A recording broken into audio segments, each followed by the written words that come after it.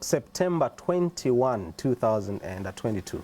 Welcome to the fourth and last episode of Ask CDF television program. My name is McFarlane Munyanga, and of course you might be aware, or some of those of you could be actually behind, what we have been broadcasting for the past 3 weeks, and indeed today happens to be the last one where we are actually bringing this particular program, Ask CDF, which is Ask Constituency Development Fund. A lot of questions have been brought forth, and they actually need to be answered. And in this case, we have been, bringing this particular program, and of course, it is actually a program that is facilitated by the Alliance for Community Action, ACA, and you might be interested to also get to know that the Constituency Development Fund, CDF, is designed to meet the development needs of the citizens. The success of the CDF is dependent upon an inclusive process of consultation which fosters cooperation among constituencies, members of parliament, and technocrat experts. And of course, the success of the CDF also requires input from local citizens and civil society organizations at all steps in decision making on CDF. In 2021, the government increased the amount of CDF from 1.6 million kwacha to 25.7 million kwacha per constituency, and expanded its scope from funding only community projects to now include youth, women and community empowerment, and secondary boarding school and skills development bursaries. In many cases, the role of civil society organizations has complemented and increased the effectiveness of our existing governance and accountability systems. This program is part of our Ask CDF project, implemented, like I alluded to in the first place, by the Alliance for Community Action, ACA, and the project has the overall goal of promoting the voices of citizens in the management of the Constituency Development Fund and raising awareness of the link between corruption and local level development. Ladies and gentlemen, welcome to the fourth and last episode of the Ask CDF TV series, and today's topic hinges on the role of civil society organizations in the management of our Constituency Development Fund, CDF. To help me discuss these particular matters, we have our special guest, who is actually the project assistant for Alliance for Community Action, ACA, Risa Lupapula. Good evening and welcome to the program. Good evening, McFarlane, and thank you very much for having me. Great. It's an honor to have you today to discuss various issues bordering on a Constituency Development Fund. But of course, to begin with, we get to understand a lot of issues that are actually arising from the prudence management of our Constituency Development Fund, which has been a question that various stakeholders have asked and have advanced a lot of issues that are there in the management of our Constituency Development Fund, having it, been increased from 1.6 to 25.7 million kwacha per constituency. Since this is the fourth and last episode of the Ask CDF program, that obviously promotes the voices of our citizens in the management of the Constituency Development Fund and raising awareness of the link between corruption and local level development. Please remind us what has been discussed throughout the program. I know that you have not been, here, but you understand what we have been discussing. Yes, I haven't been here, but yeah, in the background. Yes. So first of all, I would like to really thank Prime TV for partnering with us and ensuring that this project, this program, the TV program, is a success. And also I would like to, on behalf of ACA, I would like to actually thank the Ministry of Local Government and Rural Development, and also the Anti-Corruption Commission and other civil society organizations that have ensured that this program is actually a success. So going back to what we've been doing throughout the program, one of the things that we were looking at is the fact that, like you have mentioned, that the CDF is people's money, and the aim of this project is to ensure that actually citizens' voices are promoted, and also people are able to identify corruption practices in the CDF, and also they should be able to report what is happening in the CDF. So in the past few weeks, we talked about how the Constituency Development Fund is actually a creation of the law. So it means that it's in the Constitution. And if you want to look it up, it's in the Article 162 of the Constitution of Zambia. So it means that the CDF is made of the law and it should be respected. So whatever it is that is illegal should be reported. And people should understand that that is their money. So when it is their money, people should be able to actually utilize it. And also we talked about how citizens should be able to participate in the management and the implementation of the CDF. So citizens should be able to take time to participate in the community meetings, identify their most pressing needs in their communities, and also ensure that they apply for these other components that have been added from the CDF, being added from 1.6 million to 25.7 million. So it means citizens can now actually apply for empowerment funds. Those who do not have funds to take themselves to school and they're in boarding schools can actually apply for bursaries, and those who want to develop their skills can actually apply for this fund from their constituencies. So citizens should be able to actually apply for this. And in some of the conversations that we've had, we've talked about corruption, like I mentioned in my introduction. So people should take keen interest to understand that if they do not take part in the identification of corruption in the CDF, it will be hard for the fund to actually be utilized. So citizens should report any suspected activities around CDF. People should not be asked to actually pay for the application forms. People should not actually be asked to pay for them to be given these funds. It doesn't matter whether it's grants or loans. So if people want to report for such activities, they can actually visit the police or visit the anti-corruption offices and also the anti-corruption commission offices, and also they can call the anti-corruption using a toll-free line, which is 5980. So people can call that toll-free line and report any suspected activities. So people can actually report on these suspected activities, even if they do not actually have concrete evidence to say something is wrong. But the Anti-Corruption Commission will actually take it up as long as you report it to the Anti-Corruption Commission. So these are the things that we have been discussing, and many more. All right. Let's look at the role of civil society organizations in the utilization, implementation and accountability of a Constituency Development Fund. Okay, so as we know, civil society organizations work around ensuring that human rights actually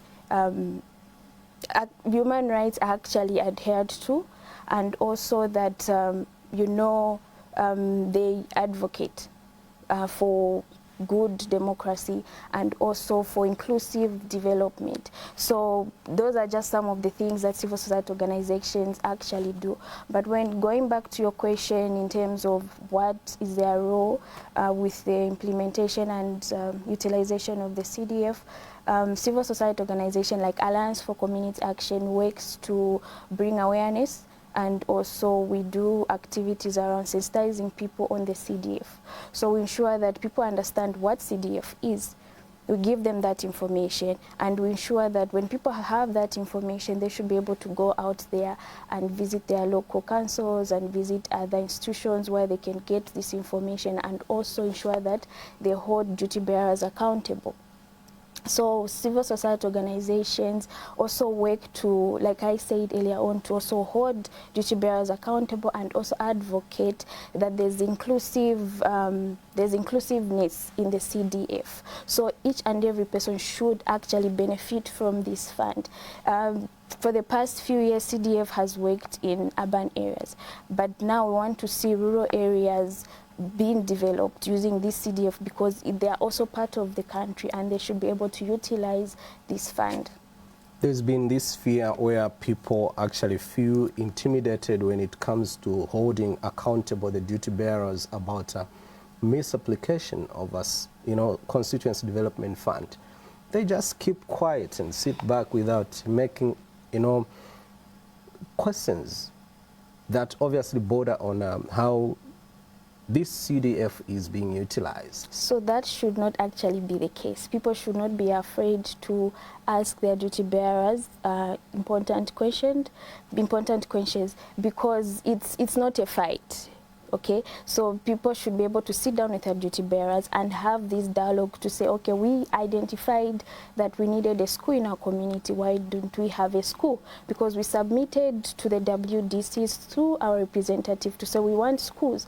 We do not have good roads. And what we see is a mall in our area. You can ask them those questions and they should be able to justify and explain themselves. So when it comes to the CDF, even if they give explanations, they should be able to pay in one way or another for bringing in a mall that people did not actually identify as their most pressing needs. Their kids are not going to school because the schools are far. It takes 2 hours for them to actually go to school. And the funny thing is that this actually happened. In Lusaka, we think you can get on a bus, you go to school, you come back, you walk, the distance is short. But in other areas, the distance is long for people to get to school. Others have decided to go to school twice in a week. So if people have identified that they want a school in their area and someone else comes and brings them something else, it means there's something wrong. So you sit them down and tell them, actually, this is not what we needed, what went wrong. So people actually have that mandate to ask the right questions. And it's not just one person who should get up and say, I need to talk to our duty bearers, I've been visiting them on their doors and they're not responding to me. No, it's a community project, it's a community fund. If community members decided that they needed a road in their area, why is it that for many years the fund has been coming but we do not have a road? So it forces the duty bearers to actually act upon what community members need. All right. What has been your observation, on CDF processes, process management, and also implementation in districts that you have been working in? Okay, so we work in different places. For the past few, especially this year, we have been working in Kabwe. We've worked in Chipata, Nyemba, Choma, Kalomo, and Livingstone. So in these areas, we have been carrying out sensitization programs. Like I said earlier on, that's what we have been doing. So in these areas, we have discovered that people do not actually have this information. So the thing about human beings is we believe that if you have the information, it's hard for you to think that there's someone else out there who doesn't have this information. So we think people should know what CDF is. But there are people who don't know what CDF is. Even if they've heard of CDF, they do not understand. They do not know that it's for them. How do they? If they don't even know that they should actually participate in this CDF. There's lack of information completely. And then also the lack of awareness around CDF, what their role is. Even people who know what CDF is, they don't know whether they should be part of a cooperative. What does it mean to be part of a cooperative? How do they register their clubs? What is it that they will really benefit from this fund? So there's that lack of awareness and their role in terms of oversight and monitoring these projects. Another thing that we have noticed is that there is a lack of capacity building and also lack of incentives with the WDCs. So the WDCs do not feel that they're part and parcel of the CDF processes. So even if they do, but there's lack of motivation to push harder, to work harder because they feel they are not that important. But when you look at the work that they do, it's really big because they're the ones that actually get these projects, these proposals from the community. So they have a lot of work to do, but their role is not really recognized. And especially in areas like Choma, we recently had a radio program, and through our radio program we discovered that there's lack of coordination and also communication between the WDCs and also the Constituency Development Fund committees. So because of that, they say they do not receive communication feedback on time. Even if they receive the feedback on time, it's not inclusive. There's that lack of communication between them. And also around CDF, for this year, there has not been any approved loan empowerment, and this is because the ministry is actually still working with financial institutions to ensure that everything is finalized. So people have been actually coming out to complain that we applied for loans but we have not yet received feedback. So the information is that the ministry is still working with the financial institutions. Okay, and then another thing is that there is a lot of misunderstanding. I said there's a lot of lack of information, but there's also a lot of misunderstanding around CDF in most places. Okay, now how can we bridge the gap insofar as the link between community members and office bearers on CDF is concerned? Okay, first of all, it's important that the WDCs should be recognized. They should be capacitated. They should be given skills that will help them handle the job, the duties that comes with being part of the WDC. So if they are given that capacity, it would really help them, and also they should have actually dialogue within their constituencies of how they can make their work easier. So the ministry should look into that. When it comes to the CDF and the CDFC members, it's important they should have some sort of communication that is clear with the WDCs. And also the issue of slow procurement. It has really affected the implementation of this project. So because of that, there's a lot of backload.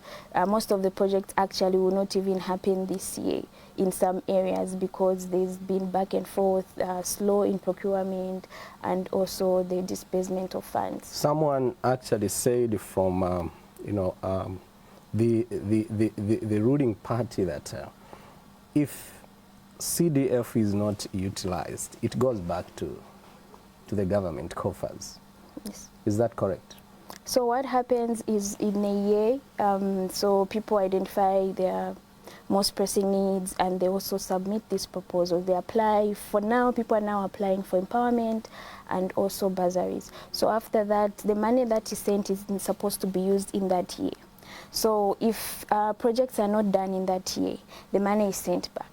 So then in the next year, as people are submitting these proposals, the unfinished projects will now be on top of the list. Using that same money. Yes, so if you had a market being constructed and that market is not done this year, so it means next year, if people have decided that they want that market to be completed, they have to put it on the list. So the money is actually now being used. All right. Let's move on. Now, what advice would you give to the community members as they submit their project proposals? What activities can they engage in that can boost their local economies? Okay, so what I would say is that people should take advantage of their environment. I know in Zambia we're big on agriculture, but in some areas people are big on selling commodities, and so they should actually take advantage of that. You find that some areas are good with maize, the soil is good for certain crops, so people should take advantage of that. And then another thing is that people should also identify what their community needs. There are some areas where you go, you find there's actually there are no buses, there's no mode of transport or whatsoever. We have government institutions and also civil society organizations that actually work from rural areas. When they work from there, they have to travel from a town where they are staying from the lodge to go to, for example, Dudumwezi. Where if you have projects in Dudumwezi, you have to sleep in Kalomo, and then you travel back to Dudumwezi. But if people in Dudumwezi can actually come up with initiatives where they can have these services that people are looking for, and they will be able to, you know, invest into these rural areas and in these constituencies. So people should take advantage of that. Okay. We also have, you know, CDF financed projects, and of course, which are community-based and driven to bring services and facilities closer to people, to improve social and economic conditions, like you have just, you know, brought about this particular issue, especially in reducing poverty. What factors do you think have led to the delay in the ability of the CDF initiative to improve the lives of the local communities?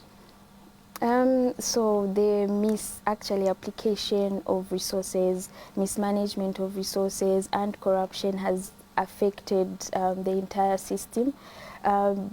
You find, especially if you read the Auditor General's reports, you'll find that money was disbursed, but the money was applied somewhere else. The money was misused. So because of that, there's delayment in the implementation of this project. That's one thing that has actually affected people from benefiting from this fund. Another thing is like lack of participation by citizens.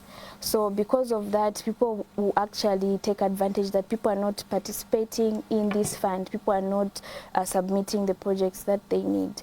Okay, so if people are not submitting the project that they need, we'll do whatever it is that we want. And if people participate, it's not just them submitting these projects and also waiting for feedback. It's also actually monitoring these projects that are in the communities. Apart from monitoring, also having dialogue with their duty bearers and also holding them accountable. So because we've had people in Zambia that do not feel they can't align themselves with politics, talking to their leaders, it's been a politician. So they say, you know what, let me just work hard and do my thing, but that's not that. People can actually participate in these meetings, in these processes, without having to fight with anyone, but just ensuring that these projects are actually worked on. And if you are going to have a clinic, is that clinic going to help us? If the community decides that we're going to have a clinic as big as this, they go there and they find it's a 2-roomed clinic. It doesn't make sense. Someone needs to be brought in to be questioned. If we have a clinic, we do not have healthy workers. Why is it that we do not have healthy workers? So if people don't ask those questions, it means things are not going to run the way they're supposed to. All right, and also, you know, on CDF, there are a lot of issues that have arisen insofar as certain issues that you as civil society organization would recommend to be considered to achieve you know, success in the way CDF is actually being managed, and also in a way that would actually help, you know, prevent corruption. What are some of the, you know, factors and recommendations that should be considered to achieve the success of a CDF insofar as poverty alleviation is concerned? Okay. So right now the components are on top of the community projects. There are these empowerment funds. The local councils are actually pressured, so they should actually be capacitated to ensure that the work overload is reduced. So that will also help with this process. And also, I will still go back to community members participating. It's the most important thing right now. If people do not participate, nothing is going to happen. They should be able to identify things that are going to help them.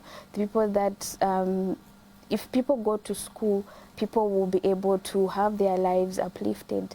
People will actually create skills, and also those skills will help them in their communities. People will be able to come up with entrepreneurship plans. And if people have entrepreneurship plans and they attract investors in their communities, it means poverty will actually be reduced. If people used to fetch water only in the morning, and they would wait for hours for them to fetch that water early in the morning. But now they have running water 24/7. It means they are now concentrating on other things that will actually bring in resources in their lives. And there's been a lot around how, you know, government gets to focus on the intention or the purpose of our Constituency Development Fund. There is a bit of a deviation from the cause of the Constituency Development Fund, especially that it has been increased to 25.7. Now, what are some of the key areas that you know as civil society organizations that the government needs to focus on to ensure that there is success of the CDF in terms of preventing corruption? Because this is a cancer that has you know, derailed a number of developmental projects. Okay, so like I know I keep talking about bringing this awareness, but what government needs to do actually is to bring more awareness for people to participate. Another thing is that we have seen, you know, the Auditor General's report reporting these cases, but there's not so much that is done. People are actually even laughing at the actions of the Anti-Corruption Commission, that there's no action that is taken when these people are brought to book or when these people are actually reported. So if the government can ensure that the system is strong enough that people cannot actually steal, people cannot actually sell these application forms, people cannot actually make sure that their family members are benefiting from the secondary school bursaries because their family members, when these people can actually manage to take themselves to school. So the system should be that strong, and also people should be able to, you know, go into these offices and ask questions and also look at who is benefiting, okay? So if people who are benefiting are not youths, what does that mean? Someone who has a job, someone who has not been in the constituency for the last 6 months, someone who stays in Chipata is benefiting from the fund from Lusaka. So those are the systems that should actually be strengthened. All right. Our dear viewers, wherever you are watching this program from, you can also be a part of this conversation by calling us on 0776 409 840, 0776 409 840. And of course, make sure that you make your comment a little bit brief so that we can get back and respond to you as we obviously progress in this discussion. We have a few more minutes for us to actually exhaust what we have on the table today. Now, coming back to you, Risa, sometimes it gets to be a little bit difficult for me to distinguish, you know, between corrupt activities and bad decisions made from honest incompetence, or maybe I may say lack of other technical capacities, especially in such areas as procurement. How can the known vulnerabilities and capacity gaps of key stakeholders such as WDCs, CDFs, and local councils be addressed? Okay, so to start with, when it comes to the WDCs really do a very good job. Okay, and then also we look at the Cdfc committee, the Constituency Development Committee, right? They have a very good job to do. So when it comes to the Cdfc committee members, actually 5 people from the committee are elected or nominated by the MP, and then plus himself we have 6. Okay, so when you look at this, you begin to question why is it that the MP is actually picking these people, which is not 2 but 5 plus himself 6. So it means now the decisions will be, it's possible that the decisions can be influenced. Community members pick this, and the CDFC sit down and also they decide to come up with their own projects, it is possible. What I'm saying is that let the people actually pick these committee members of the CDFC. So if people pick those community members, it's not possible that the whole community is going to influence decisions of politicians. So that is one of the main things that actually the CDF should look at. Another thing is, like I said, the WDCs have a lot of work to do. They should be capacitated, and also even they should have, you know, defined roles, and also they should receive actually what they need during their activities. For example, in Choma, during, like I said earlier, during our program, we discovered that WDCs actually were complaining of not having transport during their awareness programs. Okay, but then it's also it's there that the WDCs actually should be given logistics for them to carry out these awareness programs. But how is it that the WDCs do not know that they can go to the council and request that we're going to carry out an awareness program in such a community? So they decide within themselves and say, okay, let's contribute this amount of money and go into the community to carry out this sensitization program. So there's always a disconnect somewhere. So these are the things that should be looked at. The government can take time to actually revisit each and every key role player in the CDFC and see what they can do to ensure that actually the process is smooth. This member of parliament picks, you know, or chooses, you know, some people that actually sit, a certain number of people. Now, wouldn't this member of parliament pick his likes? Because there are such, you mentioned something like that, that I think for you as a civil society, you feel it is not right that a member of parliament actually finds his or her way in picking, you know, a certain number of people to form a committee. Okay, so like I said, it's possible that decisions can be influenced. So when you look at what the MP is picking, he's picking 2 community members. Honestly, you mean to say community members cannot pick from their community to say, we want this one to represent us and that one to represent us. Civil society organizations, why is it that the MP is actually going to look around and pick a civil society organization representative? Even churches, the church organization, the church committee, someone, the MP himself has to pick someone from the civil society, so which is something that is not right. And it's possible that these decisions that are made can be influenced because these people are actually being picked by one person. And this person is quite influential, being a politician in this particular cause. I agree with you as well. Now, the minister and members of parliament have the power to appoint and nominate, you know, CDF committee members. It has been found that in some communities, MPs or councillors are actually mistaken for sourcing funds to benefit the people, increasing the abuse of CDF from a corruption perception. How does this affect the utilization and management of a constituency development fund? What is your recommendation for this issue? I think this is something that I'm talking about. So it hasn't changed. It's possible that the MP can actually influence the decisions of the other committee members. So it's important that committee members should actually be the ones to pick these committee, the Constituency Development Fund committee members. Committee members should be able to pick them. Then another thing is that, you know, people still think the money comes with the politicians. For some reason, people still think that. So in as much as the MP picks these people, so if this does not change, there are still people out there who still think that the politician came with this money. So even if we picked this project and then they did not come to life, it's okay, because let him do whatever it is that he's doing. He or she, they have the power.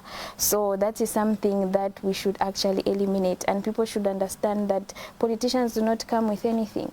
they come to work as much as we are all working. So they should actually do their job, and they should do it the right way. So people should be able to question them when they're not doing the right thing, like everyone else. All right, and I know that the issue that border on a politician, any politician actually, has a very strong influence when it comes to issues that border on decision making, and they are viewed as the ones that are actually, yielding, the instruments of power in an area where they are actually member of parliament. So it becomes a little bit difficult for their decisions to be downplayed. So in this regard, I do agree with you, but of course there is one aspect of issues that I would like to keep mentioning and bringing in our discussion. I remember I did bring forth this particular issue to do with the information law, which currently is not there, and of course this would actually make it possible for people to be having the courage to ask questions. So in this particular regard, what do you think really the government should do to fight corruption in this particular way, and of course without access to information law? Okay, so access to information it's not the only way to fight corruption, but when people have this information, you're having a conversation with someone from an informed point of view. Exactly. At least it would bring some fear of some sort to say, if I do this, because they will question me in this particular manner. But there's full of intimidation that no, tizaku dealing. Because you do not have the information. Yeah. If someone tells you, if I'm asking my councillor somewhere, I'm asking him, how is it that last year you actually approved that we're going to have a play park, right? And the construction started, but then it did not finish, it did not go anywhere. We can't see the contractors, we can't, I'm asking this information when I'm asking this duty bearer when I have the information to say, actually the contractor is this name, this contractor was paid this amount of money, I have this information. So it becomes difficult then for someone to lie to me. Okay, because I have the information. Even when people have the information, it becomes so much easier to actually, know what they need, know what has been worked on, why it has not been worked on. Because now when you have this information, whatever it is that is done, there's explanation and justification of whatever it is that is happening. And this information is in the public domain. Okay, so again, it also works actually for the government, because you do not have to always explain yourself. You do not always have to think that, okay, people are thinking we have stolen money, who has done what. If the information is there in the public domain, it makes it less for people to actually make noise. So that's one of the reasons why people should have access to this information. And also, when it comes to the government, when it comes to the local councils, and when it comes to the citizens, they should be able to agree. It would help to have people go to the council and ask for this information, and the council should be able to know how to handle this issue and actually share this information with their community members, because that's the only way it's going to work. Okay, this is Ask CDF television program, and of course this is the last episode that we are actually having. You can also be a part by contacting us on the number that appears on the bottom right of your screen, and call us so that we can hear what you have to say bordering on what has been discussed. And I'm actually talking to Risa Lupapula, who is a project assistant for Alliance for Community Action. You can call us up, we hear what you have to say. Maybe it is a question that you would want to ask.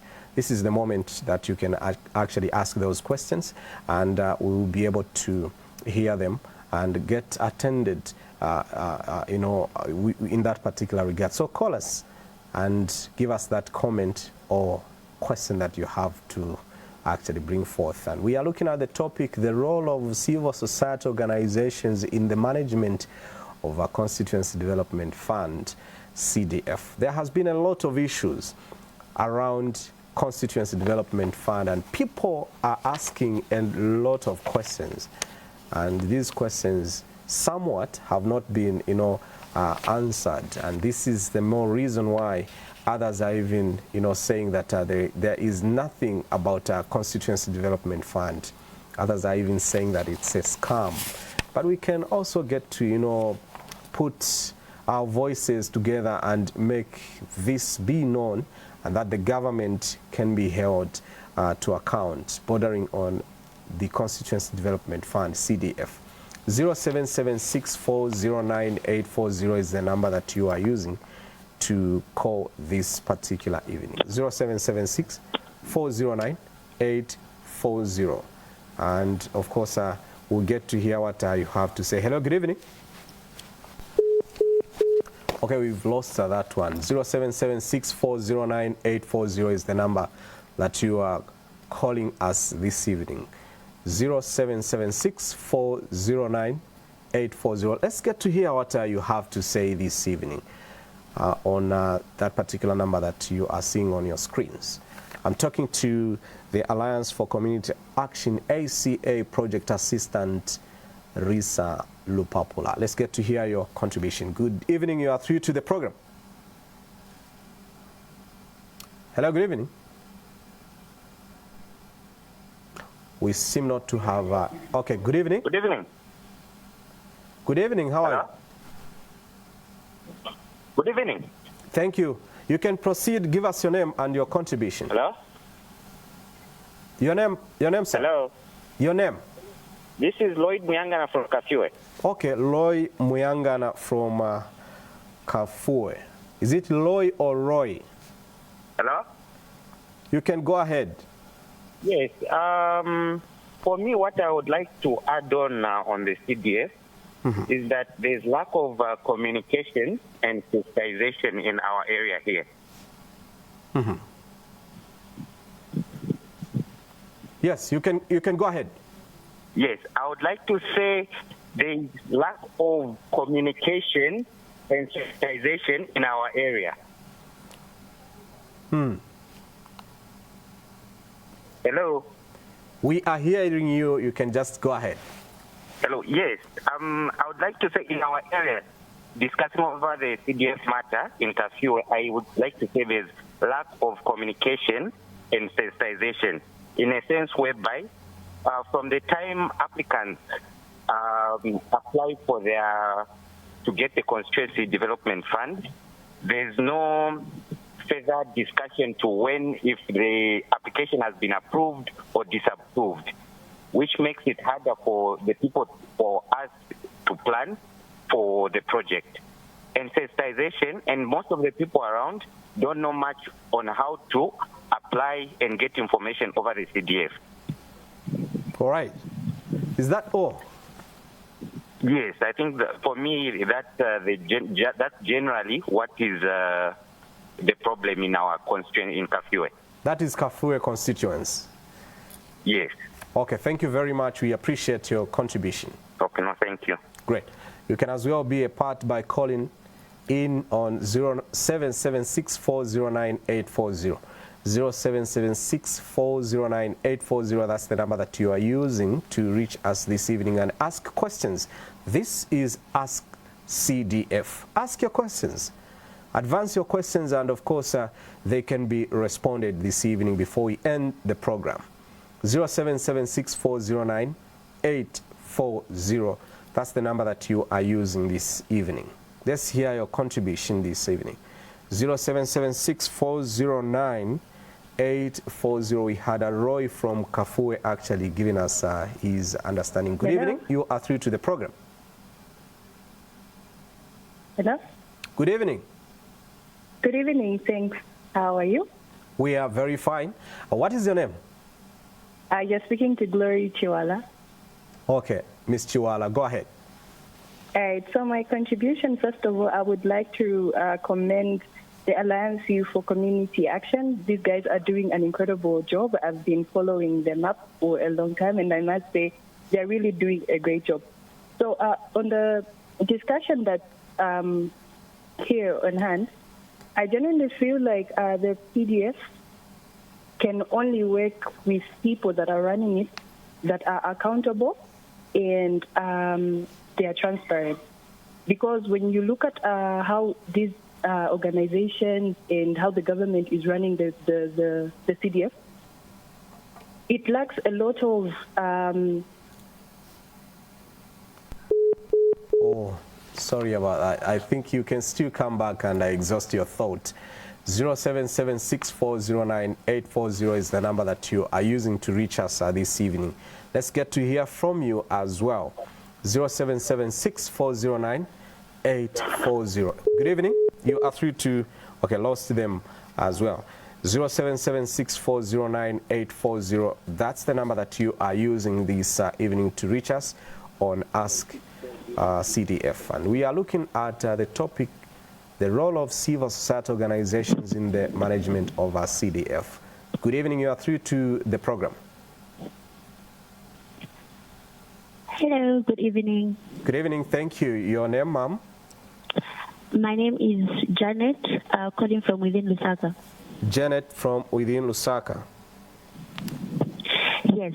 My contribution or question is, how can we get young people more involved in the CDF conversation?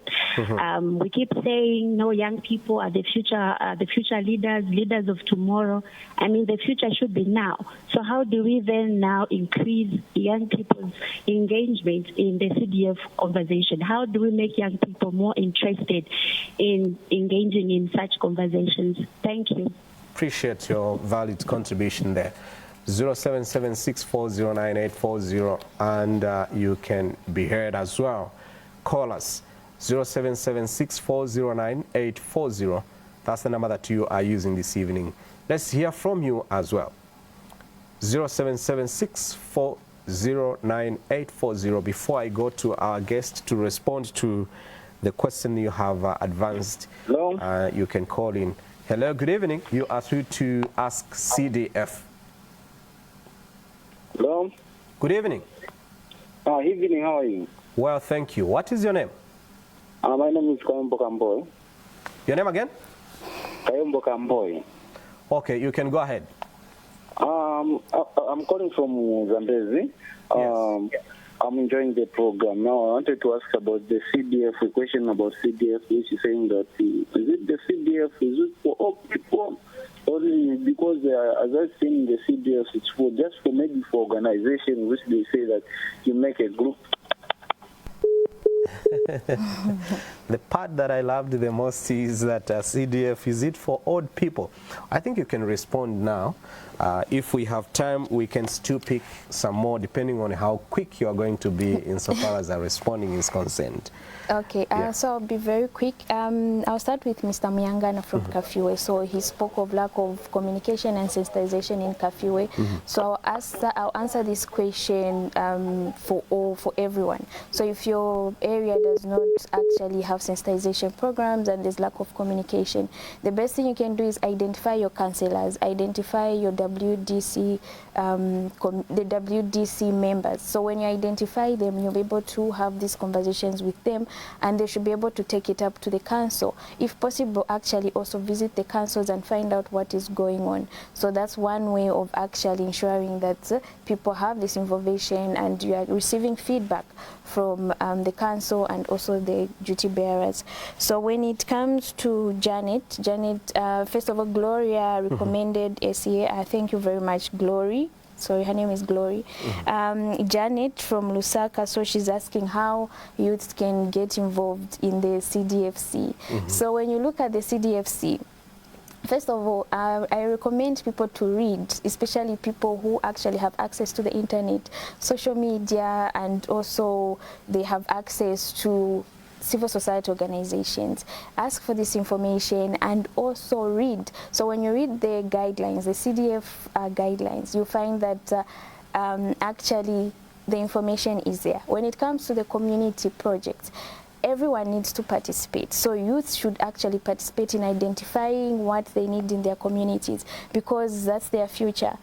And there's a component of youth and women. Youth should actually apply for these loans. Youth should actually apply for these grants. They should be able to form and develop these clubs. They should be able to have these cooperatives. So when they form these cooperatives, they are participating in actually the CDF. Others are even into theater. Have those theaters and also apply for this CDF. So those are my answers to Janet and Mr. Muyangana. And the last call, I think, is asking if the CDF is only for old people. So I think I've answered the question to say, CDF is for youths, women, anyone can participate in the community projects. Yes. All right. And we also have the bursaries. So now we have young youths who are able to go to school through the CDF. All right. I think we can, take some more calls. We still have some time. 0776409840, 0776409840. That's the number that you are using to reach us this evening. If at any cost you've got some questions that are pressing, you can use that number and get also involved in this conversation. 0776409840. That's the number that you are using this evening.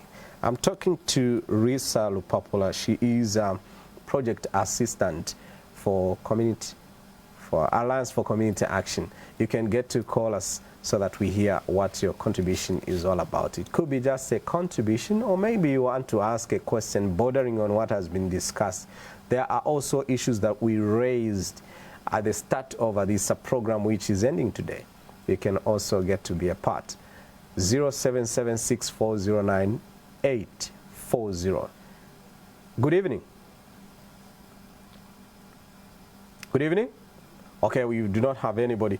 You can call us so that we hear what you've got to ask, bordering on what has been discussed, and we can be able to, give you answers bordering on what you did, follow in our earlier discussion.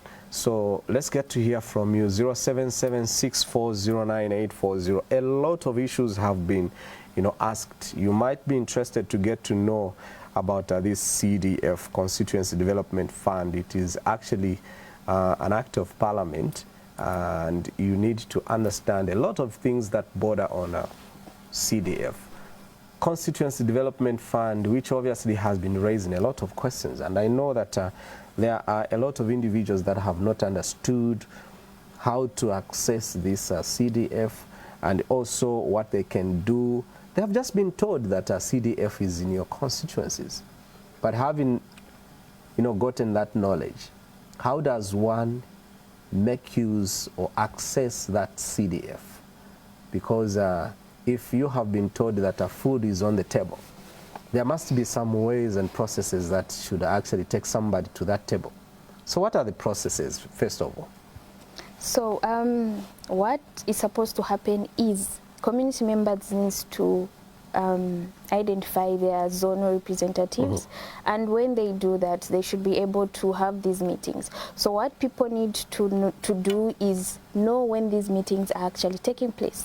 So when they know when these meetings are actually taking place, they're able to participate in these meetings, so they know what projects have been identified, and they actually participate. So when they are participating in identifying these needs, it means actually they are doing their role.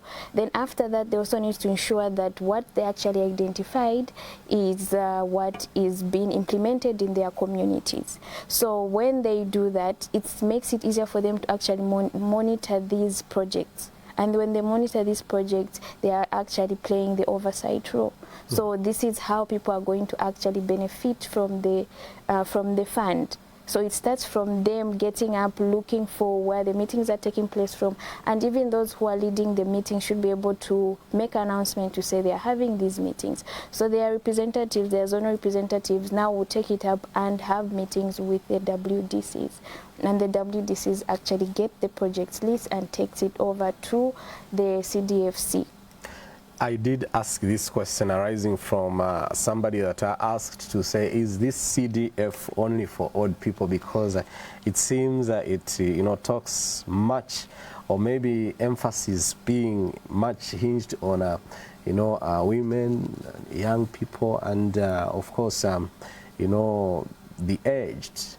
But the aged also fall under what is known as social cash transfer. So I don't know how it is being displaced, because under social cash transfer, this money directly goes to these old people.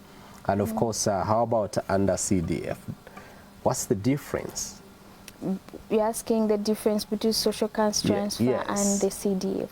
So when you look at the component of the CDF, like I mentioned, we have the community projects.